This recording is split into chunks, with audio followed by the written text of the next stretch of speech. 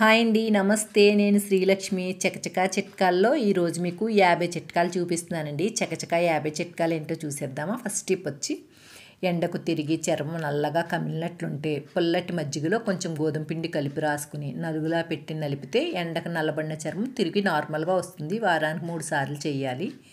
ఆలుతో కానీ అరటితో కానీ చిప్స్ నూనెలో వేయించే ముందు చిటికెడు పసుపు కలిపి నీళ్ళలో కాసేపు ఉంచి తీసి వేపితే చిప్స్ మరీ ఎర్రగా కాకుండా మంచి రంగులో ఉంటాయి.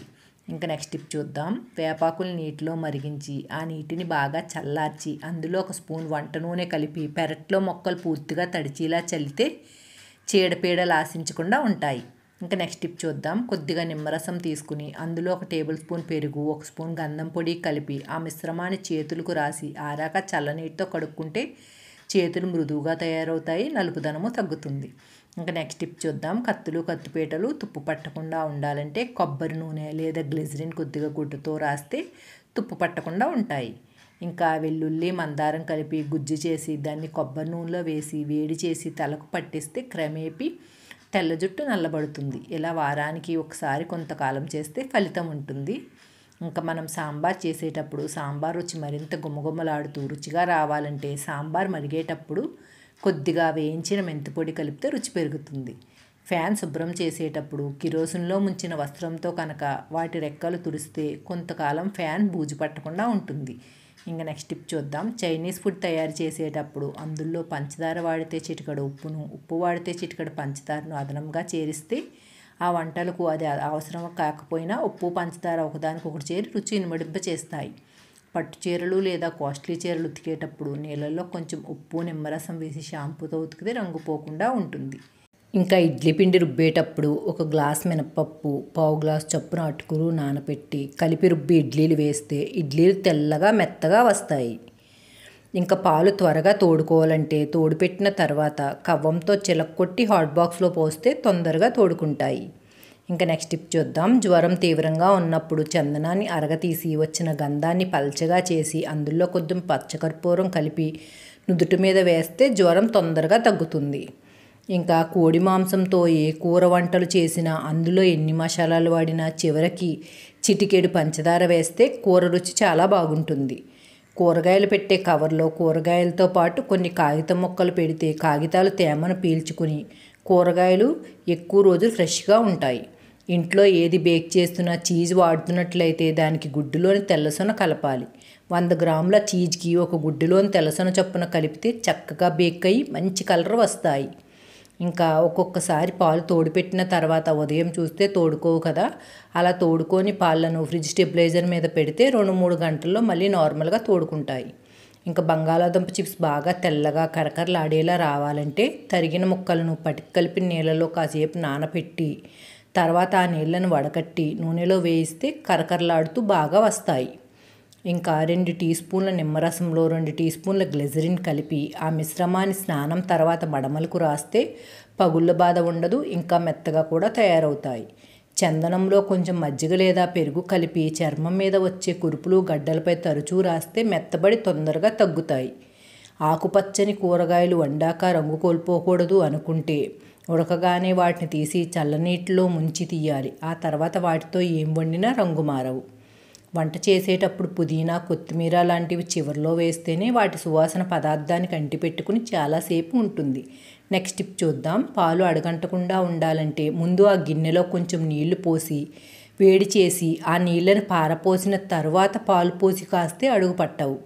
జలుబు తొలి దశలో ఉన్నప్పుడు రోజు రాత్రిపూట గోరువెచ్చని నీటిలో 1 చెంచా ఉసిరిపొడి తీసుకుని కలుపుకుని త్రాగితే జలుబు రాకుండా నివారించవచ్చు. నెక్స్ట్ టిప్ చూద్దాం. చేపలు ఉడికించేటప్పుడు ఆ ఉడికించే నీటికి 1 స్పూన్ వెనిగర్ వేసి ఉడికిస్తే రంగు మారకుండా ఉంటాయి. నెక్స్ట్ టిప్ చూద్దాం. గుప్పెడు తులసి ఆకులను మరిగించి ఆ నీళ్లను గోరువెచ్చగా చేసుకుని తరచూ తాగడం వల్ల జలుబు, గొంతు నొప్పి నుండి ఉపశమనం లభిస్తుంది.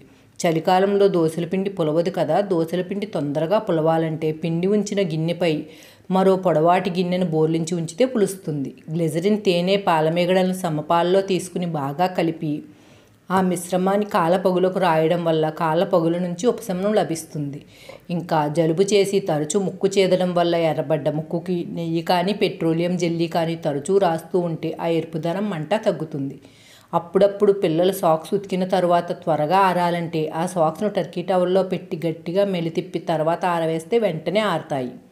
ఉప్మా తయారీకి పోపు వేయించి నీళ్ళతో పాటు 1 గ్లాస్ కాచిన పాలు పోస్తే ఉప్మా రుచి చాలా బాగుంటుంది.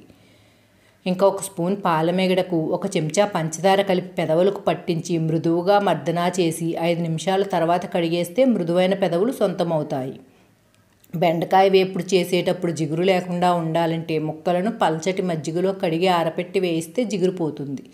అద్దం తలతల్లాడుతూ మెలవాలంటే ముందు తడిగుడ్డతో తుడిచి తర్వాత పొడిగుడ్డ పైన మన ముఖానికి రాసుకునే పౌడర్ వేసి రుద్దితే అద్దం తలతలా మెరుస్తుంది. దోశలు పల్చగా రావాలంటే గుప్పుడు సగ్గుబియ్యం కలిపి నానబెట్టి రుబ్బితే పల్చగా వస్తాయి. ఇంకా నెక్స్ట్ టిప్ చూద్దాం. కొబ్బరికాయ కొట్టాక ఆ కొబ్బరి పెచ్చుని పావుగంట డీప్ ఫ్రిడ్జ్లో పెడితే కొబ్బరి తేలిగ్గా ఊడొచ్చేస్తుంది. ఇంకా ఉన్ని దుస్తులు భద్రం చేసేటప్పుడు వాడి మడతల్లో నాఫ్థలిన్ బాల్స్ పౌడర్లా చేసి మూట కట్టి పెడితే పురుగులు చేరకుండా ఉంటాయి. ఇంకా గారెలు కరకరలాడుతూ రావాలంటే పిండిలో కొంచెం బొంబాయి రవ్వ కలిపితే గారెలు కరకరలాడుతూ మంచి రుచిగా వస్తాయి. ఇంకా గారెలు చేసేటప్పుడు అప్పుడప్పుడు నూనె కనుక ఎక్కువ పీలుస్తూ ఉంటే అందులో 3 చెంచాల ఇడ్లీ నూక కలిపి గారెలు వేస్తే నూనె ఎక్కువగా పీల్చదు. ఇంకా నెగిటివ్ని ఆల్బమ్లో ఆయా ఫోటోలు వెనక భద్రం చేస్తే వెతుక్కునే పని లేకుండా అవసరమైనప్పుడు ఫోటోలు మళ్ళీ ప్రింట్ వేయించుకోవడం సులభం అవుతుంది. ఇంకా 4 చెంచాల పెరుగులో చెంచా వెనిగర్ కలిపి పాదాలకు పట్టించి అరగంట తర్వాత కడిగితే గరుకుదనం పోయి మృదువుగా తయారవుతాయి. గారెలు ఎక్కువ నూనె పీల్చకుండా ఉండాలంటే చేతిని మజ్జిగతో తడిపి చేస్తే గారెలు ఎక్కువ నూనె పీల్చకుండా ఉంటాయి. కొబ్బరి చిప్ప నుండి కొబ్బరి సులభంగా రావాలంటే ఆ కొబ్బరి చిప్పకు కొంచెం మంట తగిలేలా వేడి చేస్తే కొబ్బరి చాలా సులభంగా వస్తుంది. నారింజ తొక్కలను ఎండబెట్టి రాత్రి నిప్పుల మీద కాలిస్తే దోమల బెడద ఉండదు. బ్రెడ్ ముక్కలతో పకోడీలు చేసేటప్పుడు నూనె ఎక్కువ పీల్చకుండా ఉండాలంటే ఆ బ్రెడ్ ముక్కలకు 2 వైపులా పెరుగు రాస్తే నూనె పీల్చకుండా ఉంటుంది. సలాడ్లోకి ఇంకా చపాతీలోకి నంచుకోవడానికి ఉల్లిపాయల చక్రాలు ఘాటు లేకుండా ఉండాలంటే తరిగిన తర్వాత అరగంట చల్లనీటిలో వేస్తే ఘాటు మొత్తం తగ్గిపోతుంది. పండ్లు కూరగాయలపై పురుగుమందు అవశేషాలు పోవాలంటే అరబకెట్ నీళ్ళల్లో 2 మూతలు వెనిగర్ 1 స్పూన్ వంట సోడా కలిపి అరగంట ఉంచి తర్వాత శుభ్రంగా కడగాలి. టమోటాలు బాగా పండిపోతే కనుక వాటిని తీసి చల్లనీళ్ళలో కొద్దిగా ఉప్పు వేసి రాత్రంతా ఉంచితే గట్టిపడి మళ్ళీ తాజాగా తయారవుతాయి. ఇంకా ఎంతో సువాసనాభరితమైన మరువాన్ని పసుపుతో కలిపి నూరి రాస్తే చర్మ వ్యాధులు తగ్గుతాయి.